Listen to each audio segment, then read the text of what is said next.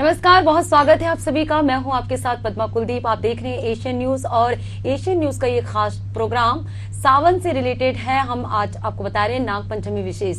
आज नाग पंचमी का त्योहार है और क्यों नाग पंचमी मनाया जाता है, नाग देवता की क्यों पूजा की जाती है, इन सबकी विस्तार से चर्चा करेंगे। हमारे साथ स्टूडियो में मौजूद है पंडित विनीत शर्मा जी। पंडित जी, बहुत बहुत स्वागत है आपका। जी पंडित जी, हम जानना चाहेंगे कि नाग पंचमी का त्योहार क्यों मनाया जाता है, नाग देवता की पूजा सावन माह में ही क्यों की जाती है। सर्वप्रथम श्रावण महीने की शुक्ल पक्ष की पंचमी तिथि जो है, यह नाग पंचमी के रूप में पूरे भारत में, पूरे नेपाल में मनाया जाता है इस पर्व को। और अब हम जानते हैं कि इस पर्व को क्यों मनाया जाता है। राजा जन्मेजय जो हैं, जिनके पिता राजा परीक्षित थे, राजा परीक्षित की जो हत्या है वह तक्षक नाम के नाग ने की थी। उन्हें डस लिया था और परीक्षित राजा का देहांत हो गया था। उसके बदले के स्वरूप में राजा जन्मेजय ने एक यज्ञ संस्कार करते हैं, जिसमें वे सभी नाग लोगों का, नाग देवताओं का संहार करते हैं और इस ब्रह्मांड से, इस पृथ्वी से समस्त नागों को समाप्त करने के लिए यज्ञ को प्रारंभ करते हैं। और यह यज्ञ जैसे ही प्रारंभ होता है, बड़े बड़े विकराल जो सांप होते हैं यज्ञ की आहुति में भस्माभूत हो जाते हैं। यह देखकर सभी नाग जो हैं वो डर जाते हैं और वे जाते हैं देवताओं के पास। और आस्तिक ऋषि जो हैं, इस भाव को देख करके वे उन्हें बचाने के लिए सम्मुख आते हैं और आस्तिक ऋषि इस यज्ञ में जाकर के दुग्ध डालते हैं, तब जाकर के नागों की रक्षा होती है। उसके उपलक्ष्य में यह पर्व जो है नाग पंचमी के रूप में सनातन काल से मनाया जाता रहा है। और नागों का इतिहास बहुत ही प्राचीन है। भगवान शंकर के गले में हर समय वासुकी नाग विराजमान रहते हैं। भगवान विष्णु जो है शीर्षैया में हमेशा शेष नाग पर विराजित रहते हैं। और जब हमारा समुद्र मंथन हुआ था, उस समय भी समुद्र सांप के माध्यम से ही समुद्र का मंथन होता है और वो हलाहल जो निकलता है, जो जहर निकलता है, उसे भगवान शिव जो है अपने गले में धारण करते हैं। इसके अलावा वैज्ञानिक तथ्य है मित्रों कि जो सर्प होते हैं वे समस्त पृथ्वी के, जो भूभाग है, पृथ्वी है, उसका जो जहर होता है, जहर का जो हिस्सा होता है, उस जहर के हिस्से को भगवान शंकर के राजदूत बनकर, भगवान शंकर के दूत बनकर अपने आप में समेटे हुए रहते हैं। अन्यथा ये पृथ्वी जो होती है पूरी जहर से भरी हुई जाती। तो सर्प एक व्यवस्था बनी है जिसके माध्यम से सारा जो जहर है, जो विष है, जो हलाहल है, वो सर्पों के हिस्से में आता है, ताकि मनुष्य यूं अपने जीवन को आनंदपूर्वक जी सके। जी बिल्कुल। तो दर्शकों, हम आज जान रहे हैं नाग पंचमी विशेष में नाग देवता की पूजा क्यों जाती है। हम पंडित जी से जानना चाहेंगे कि पंचमी ही क्यों कहते हैं, नाग पंचमी ही क्यों कहा जाता है। जी हाँ, नाग पंचमी ही इसलिए कहा जाता है क्योंकि यह जो घटना हुई थी, जो मैंने बताया, राजा जन्मेजय की जो जब यज्ञ कर रहे थे और आस्तिक ने बचाया था, तो यह श्रावण शुक्ल की पंचमी तिथि को ही हुई थी। इस उपलक्ष्य में सब नाग लोग जो है प्रसन्न होकर इस पर्व को मनाते हैं।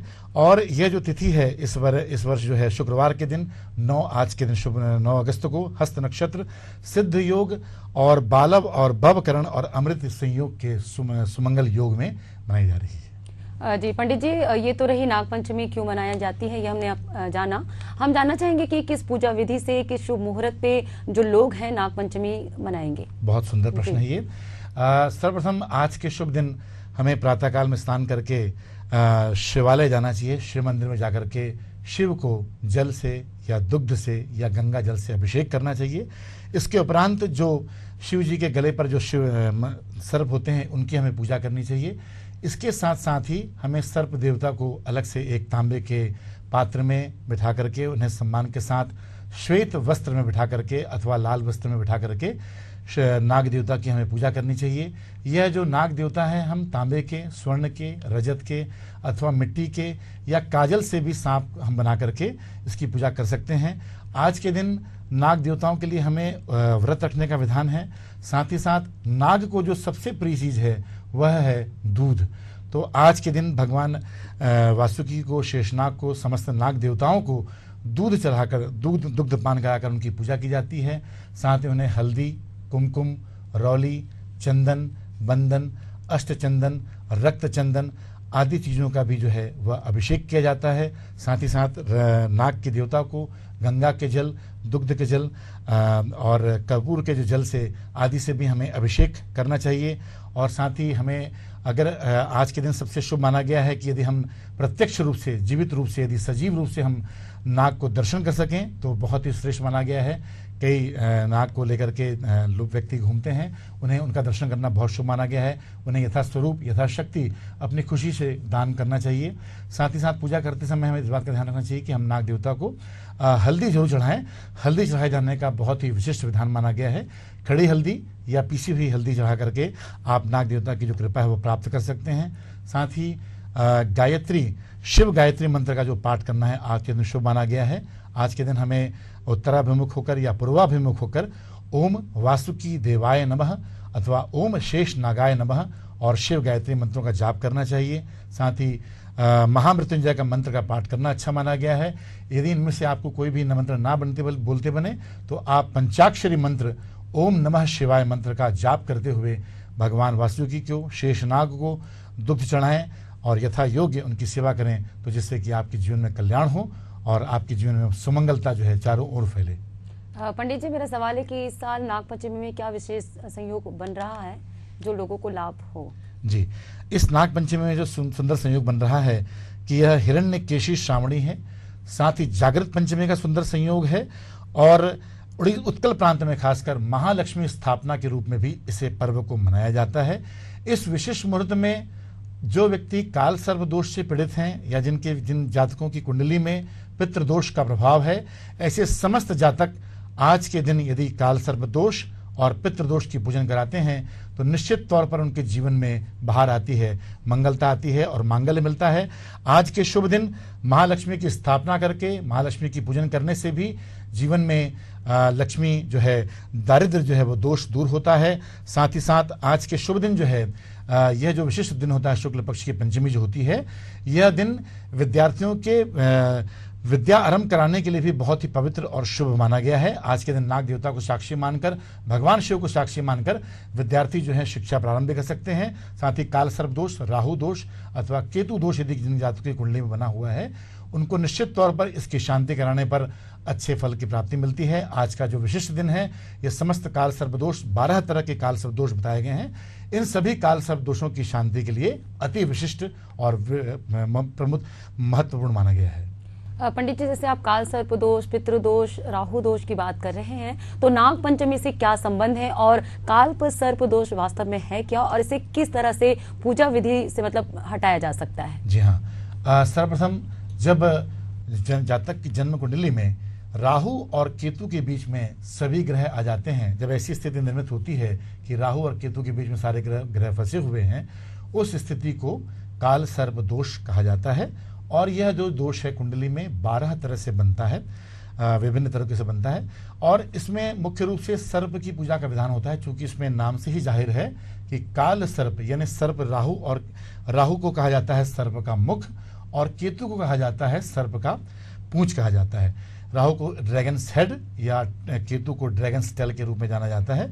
तो जब इनके बीच में ग्रह होते हैं तब वह काल सर्प दोष बनता है। इसके निवारण हेतु आज का जो शुभ दिन होता है, नागपंचमी का जो पावन पर्व है, जब हम इस दिन पूजा करते हैं तो निश्चित तौर पर सर्प जो देवता हैं, वासुकी जो देव हैं, शेष नाग हैं और समस्त नाग लोग जो है वे प्रसन्न होते हैं, क्योंकि हम उनकी आराधना, साधना और जितनी श्रद्धा भाव से हम इस पे करें तो उसका निश्चित तौर पर फल मिलता है। इसमें द्रव्य दक्षिणा का विशेष महत्व नहीं है मित्रों। इसमें आप जितने सात्विकता के साथ, जितने भाव के साथ, जितनी गहरी श्रद्धा के साथ इस दिन पूजा करेंगे, आपको फल उतने ही अच्छे फलीभूत होंगे।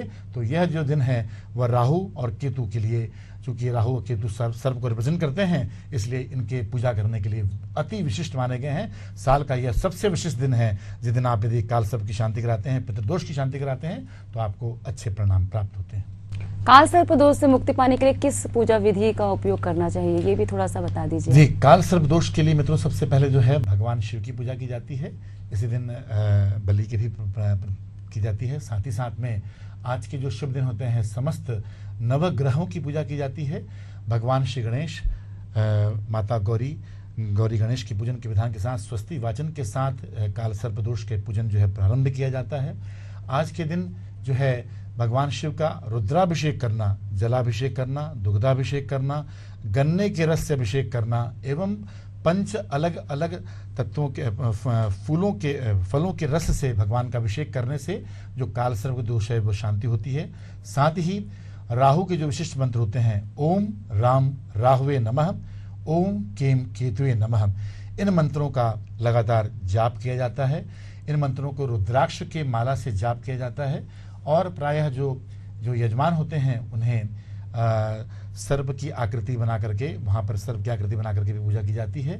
साथ ही साथ तांबे के, स्वर्ण के या रजत के या मिट्टी के सांप बना करके भी पूजा करने का विधान है। यथाशक्ति यथा योग्य उसमें अपनी श्रद्धानुसार यजमान जो है दान करते हैं। साथ ही इसमें यज्ञ की परंपरा होती है और यज्ञ के माध्यम से राहु, केतु, भगवान महामृत्युंजय के मंत्र और शिव गायत्री रुद्र मंत्र का जाप किया जाता है। साथ ही राहु गायत्री मंत्र और केतु गायत्री मंत्र के माध्यम से यज्ञ करना और जाप करने से जो है यह जो शांति की प्रक्रिया होती है पूरी तरह से शांत होती है। इस दिन विशेष तौर पर सजीव नाग जो होते हैं, जो जीवित नाग होते हैं, उनके दर्शन करके, उनको दूध पिला करके, उनकी यथा योग्य सेवा करके और उनका आशीर्वाद लेकर के इस पूजन को करना चाहिए था, जिससे कि आपके जीवन में नाग लोग जो है वो प्रसन्न हो। और नाग जो देवता हैं, जो श्री हरि विष्णु के प्रमुख आसन के रूप में शेष नाग जाने जाते हैं और 24 घंटे भगवान शिव के मस्तक में वासुकी के रूप में विद्यमान रहते हैं, ऐसे देवता प्रसन्न होते हैं और आपके जीवन में जो है बाहर जो कष्ट हैं, जो बाधाएं हैं, जो चैलेंजेस हैं, वो निश्चित तौर पर कम होते हैं और उन पर आप विजय पा करके जीवन में सकारात्मक भाव से, पॉजिटिविटी के साथ आप आगे बढ़ पाते हैं।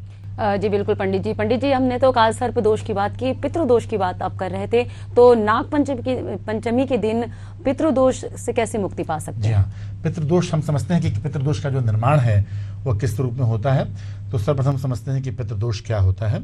जब कभी भी कुंडली में, जातक की कुंडली में सूर्य और राहु एक साथ आते हैं, सूर्य राहु की युति एक साथ हो जाती है या चंद्रमा राहु की युति होती है, तो उस दशा में पितृदोष का निर्माण होता है।